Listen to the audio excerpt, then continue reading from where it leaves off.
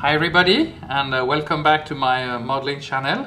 So today we're gonna build an old kit. It's a Welsh Model CRJ kit. So Welsh Model is quite well known to do some vacuum form models and also some resin models. So this one should be normally all in resin, if I remember correctly about the kit. And I built quite a few back in about 10-15 years ago maybe. So let's open the box and see what we have inside. So the first part is quite easy, as you can see. Shape of the aircraft and with the masking and the decal that we are going to have. The second part, here is the decal sheet. So you have two options, Air France and United Express. So I haven't decided yet if I'm going to do United Express, maybe I'm going to do Comer. This is not clear in my mind yet. And now let's move on to the kit. So we'll have a box with some resin parts and the other one with some white metal parts.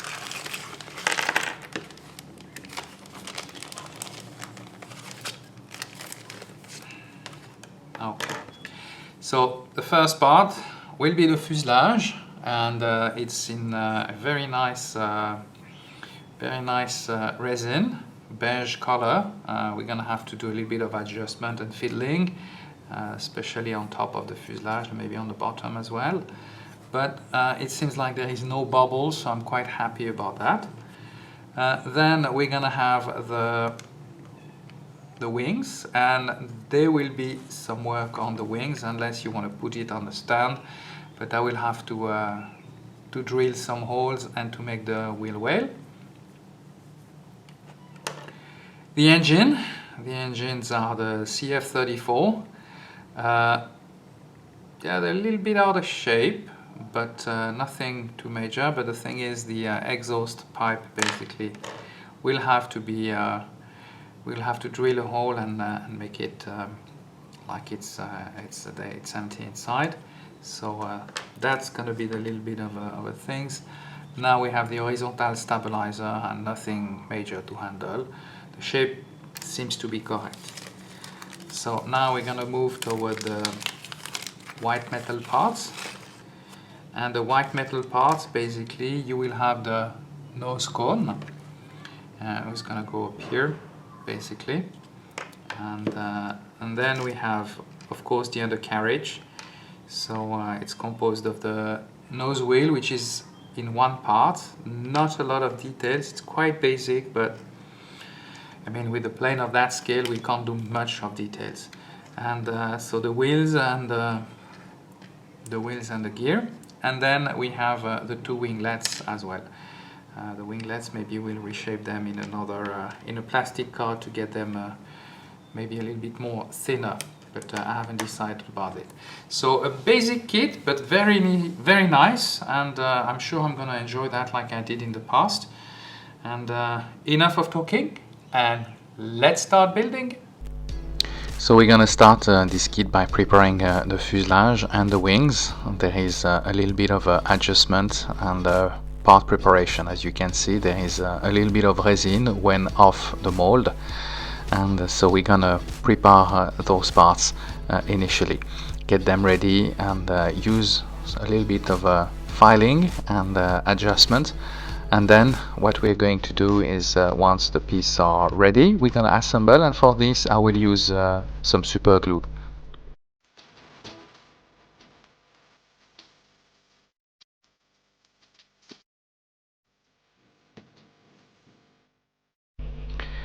I will also use some super glue to prepare the nose cone. Of course, there is a little bit of a preparation, and the nose cone is in white metal. So for this, super glue a little bit, and then we're gonna glue the wings to the fuselage. And then I have to say that just the nose is in metal because of the weight, and like this, the aircraft will not sit on its tail and sit on the front gear. So once the glue has dried, now we're gonna fill up all the gaps, and especially around the nose cone, there was some little bit of adjustment to make. and all around, of course, some part of the fuselage as well had some gaps and some surface issues, so we needed to work on that, of course, and also the wing roots and the junction between the wings and the fuselage. So once the putty is dried, now it's time to of course sand the extra putty and get a very smooth surface. For this I use 600 grit sandpaper, and then sometimes I use a second round, and for that I will use something a little bit more fine. I will go up to 800, sometimes 1000.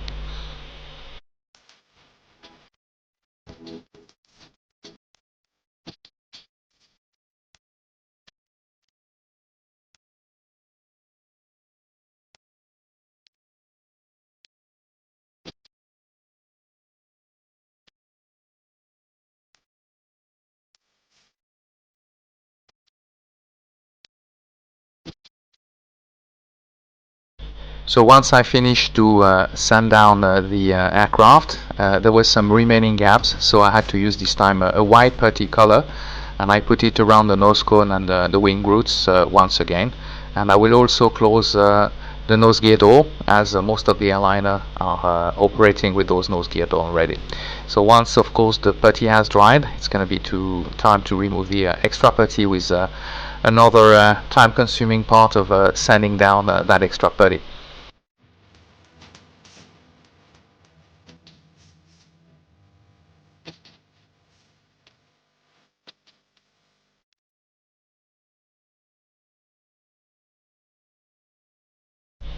Now we're going to start working on the exhaust of the engines. As you could see, initially was just a part of the mold, so there was just the exhaust is full. So for this I use various type of drilling. I use a hand driller, and then I remove the extra, and then to get the proper diameter I will be using a very sharp razor blade or a scalpel blade, and then I'll be able to get the proper shape for that exhaust. Then it's going to be time to glue the engine's nacelle directly on the fuselage, and for the whole build I've been using super glue. The regular Revel glue doesn't go with the resin, it doesn't stick to everything. So after we glue the engine, it's going to be time to work on our winglets. The winglets are also in white metal, and for this of course once again some super glue, and then we have to make sure that we have the proper dihedral, and let it dry of course. And I have to say that super glue took a little bit of time to dry out. Normally it's much faster. So once we finish this, it's going to be time to add a little bit of putty, fill up all the gaps around the engine pylons and also toward the wingtip, and the wingtip and the winglets. So of course once this will be dried, it's going to be time to do a little bit more of sanding down and a sanding part, and then we'll see the result.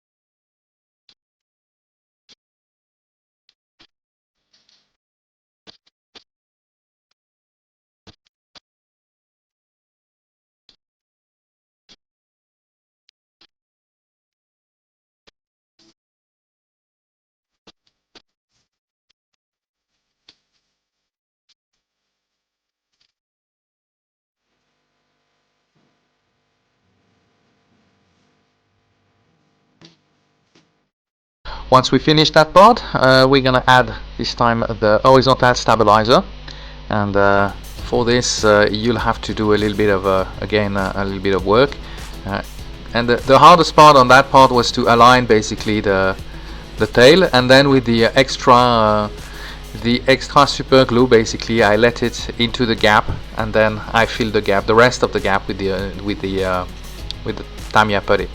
Then of course we're gonna let it dry, and after that we'll be able to remove the extra putty, and I have a really nice smooth surface. And of course the bond created by the super glue is going to be a little bit stronger than if we just put on the edge and at the limit. I had to do a little bit of adjustment as well with the scalpel blades, just to make sure that I had the proper shape around that part.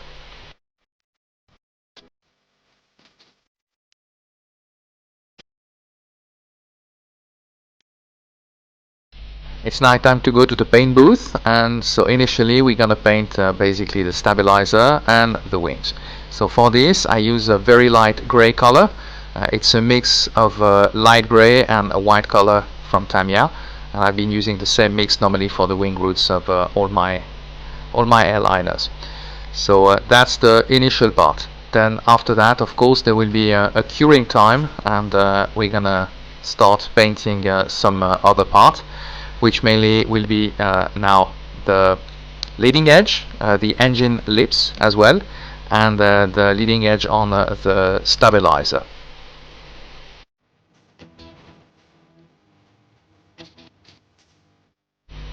I'm now gonna use that light gray color, and basically that's gonna be for the top of the fuselage only, and I will use this color for the United, the old 90s United livery, and I will make it in the United Express livery.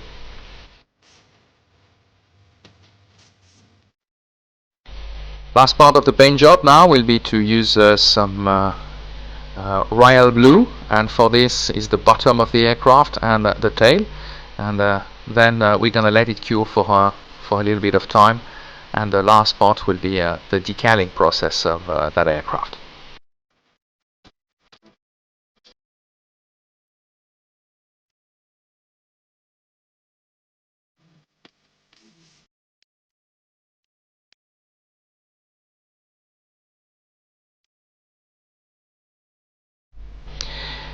Now it's the time to start the decaling process, and for this I use the Welsh decal who were provided with the kit.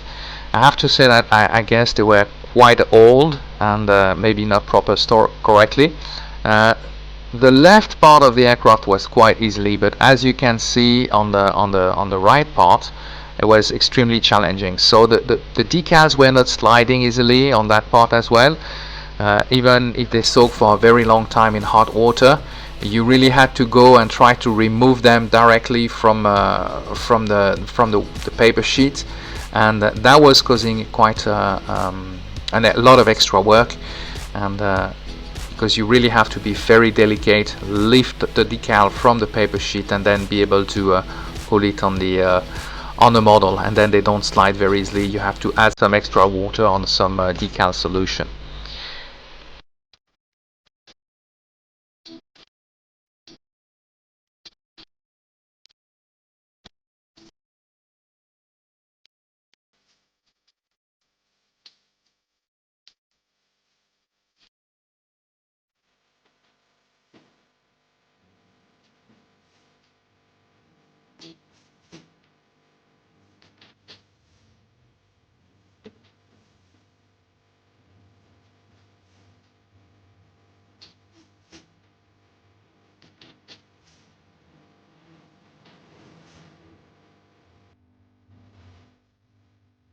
So now we are going to put the window frame on that decals, and as you can see, I mean the decal broke already in two parts, so I had to add a little bit of extra water, and then they were split in half. So it takes a little bit of fiddling and adjustment, but the worst is going to come when I start on the right side of that aircraft.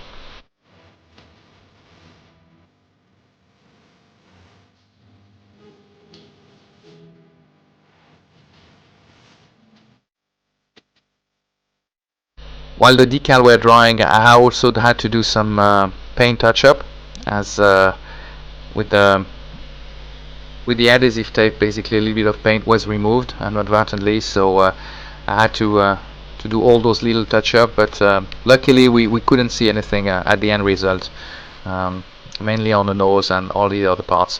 So that was the only issue that I had. And then we're gonna finish putting all the decals together on the left side.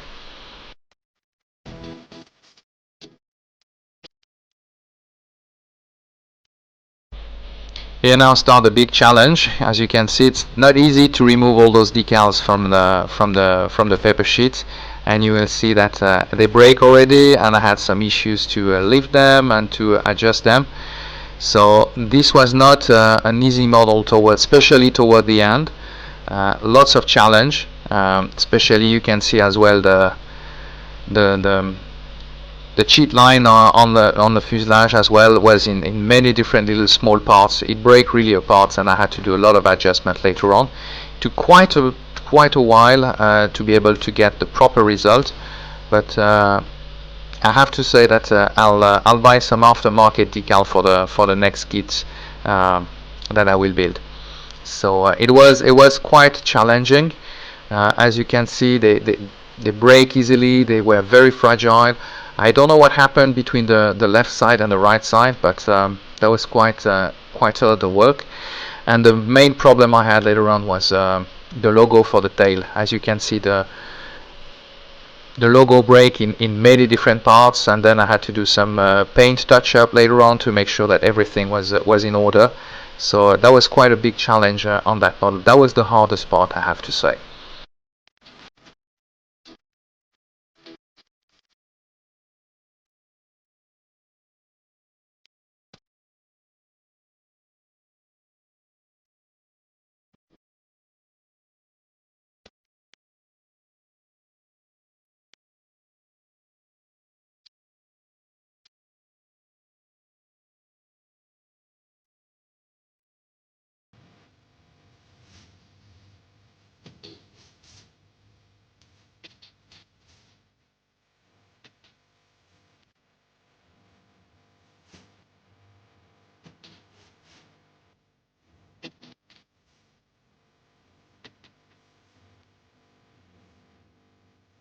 So now I'm going to use some toothpick, and I will glue them on the main tires, and then I will be able like this to paint directly the tires.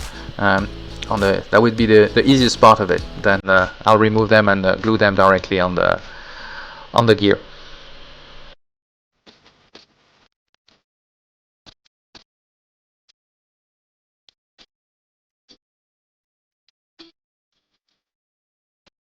This is now the last paint touch-up, especially on that tail, as the decals were quite damaged. It was difficult to fix them up, so I use a paintbrush to basically try to mask all those defects. Now we are going to put the undercarriage. First I will put the gear door. We are located very close to the wing fairing, and then I'll be able to finish the model. So this is the final result of that CRJ200 on scale 144 from Welsh Model. I have to say that's a very nice little model to build. It's quite enjoyable. My suggestion would be not to use the Welsh Model, depending on the storage you had, of course. Not using the decals, but otherwise the end result is quite good. So I hope you enjoyed that video with me. If you did so, please give me a thumbs up, subscribe to my YouTube channel, and I will see you soon for another video. Thank you for watching.